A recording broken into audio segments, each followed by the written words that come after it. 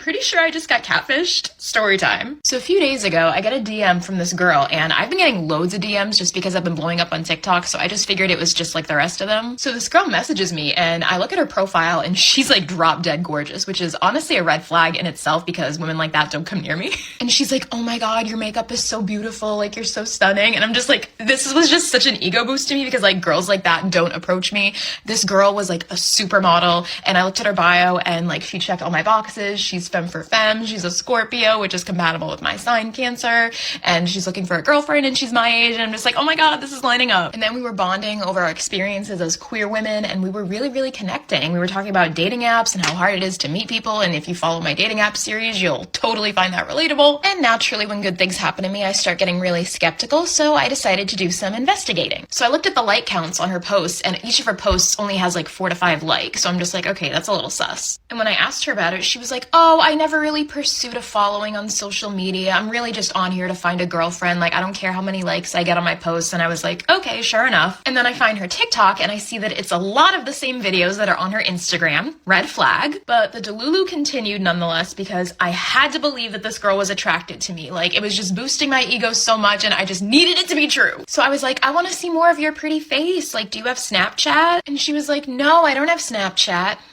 But I'll download it just for you. What's your username? And then I give her my username and I'm just like, thanks for doing this. I just think you're too good to be true and I need to prove that you're not a catfish. And then she left me on red. And then I went to bed and then I woke up this morning and she still left me on red. And guess what? Nobody new added me on Snapchat. And that should have been it, right? No, I was still convinced that this girl might be real. So my friend was like, why don't you do a Google image reverse search? And I did for every single one of her photos and nothing was coming up except for one. And what came up? Skip this video if you don't love your mother. Which place would you choose for your mother? Click the follow, like, and share buttons if you choose heaven. I give you 3 seconds to choose.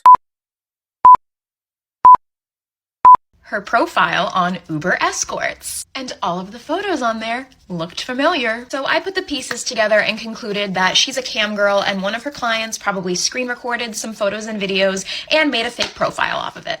So moral of the story, if you're interacting with somebody on the internet and it seems a little sus, it is. If you have any inkling whatsoever that you're being catfished, you probably are, so make sure you do your homework. And if something seems too good to be true, it's probably because it is. So stay safe out there. Love you guys.